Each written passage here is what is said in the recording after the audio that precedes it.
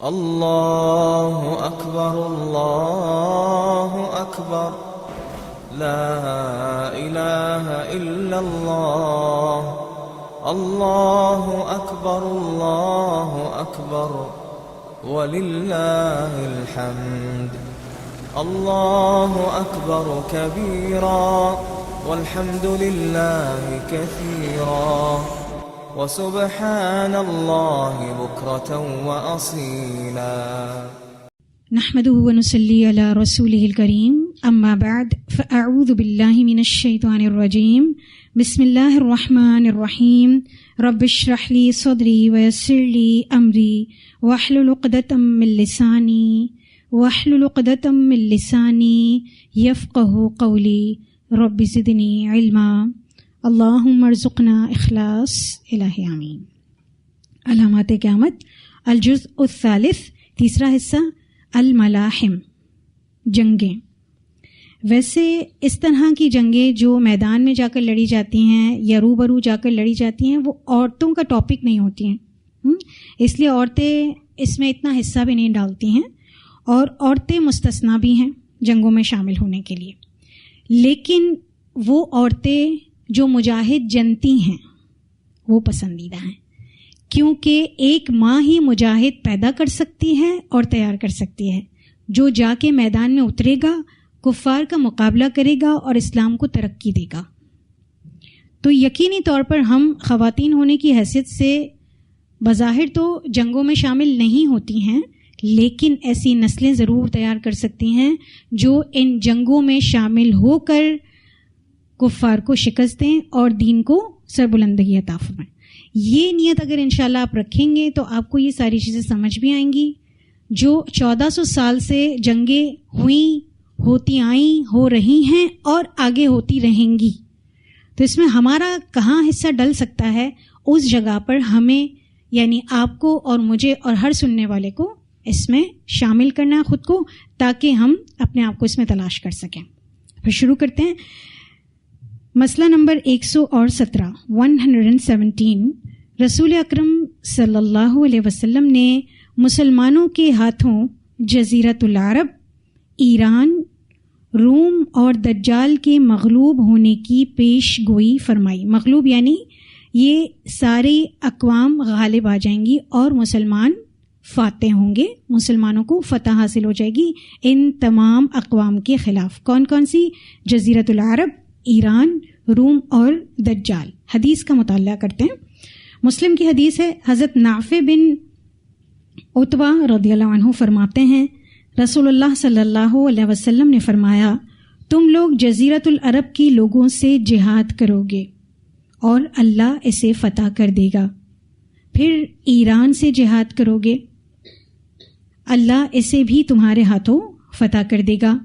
پھر اس کے بعد روم والوں سے جہاد کرو گے، اسے بھی تمہارے ہاتھوں اللہ سبحانہ و تعالیٰ فتح کر دے گا.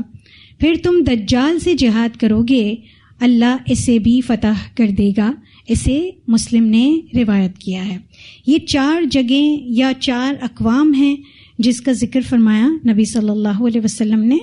جزیرۃ العرب، اگر آپ عربک دیکھیں تو اس میں ہے جزیرۃ العرب.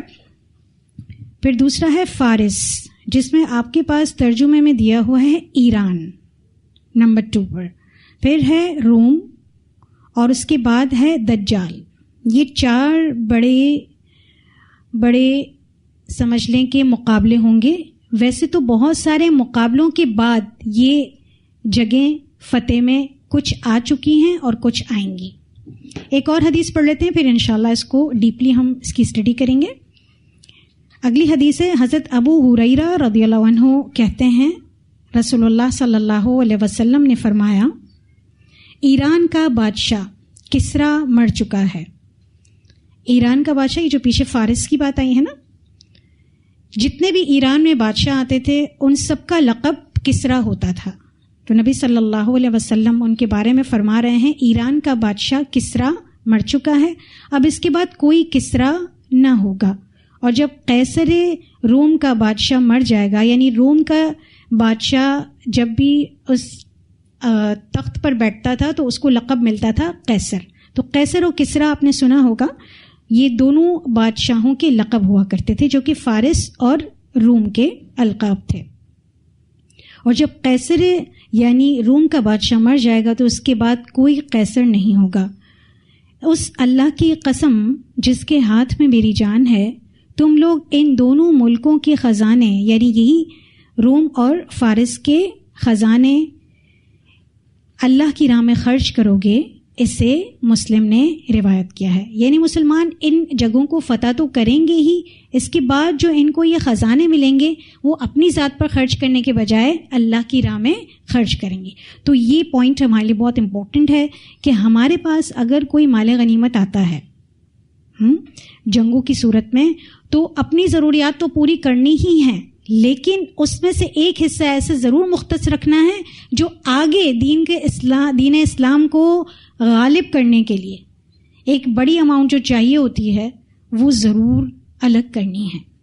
ٹھیک ہے، چلیں اس کی وضاحت کے لیے اگر آپ اپنی ہی بک کا پیج نمبر 23 کھولیں تو آپ کو ان احادیث کو سمجھنے میں بہت آسانی ہوگی. اور اس پیج پر بھی جو پیج نمبر 181 ہے اس پہ بھی اگر آپ ایک بک مارک رکھ لیں تو ہم اس کو تھوڑا سا دیکھتے جائیں گے، جس میں آپ کے پاس 4 اقوام یا 4 جگہوں کے نام ہیں. جزیرۃ العرب ہے، ایران یعنی فارس ہے، روم ہے اور دجال ہے. ٹھیک ہے، ان چاروں کو ہم ترتیب وار دیکھتے ہیں کہ نبی صلی اللہ علیہ وسلم کی پیش گوئی اس کے بارے میں مزید ہمیں کیسے رہنمائی حاصل ہوتی ہے. Page number 23.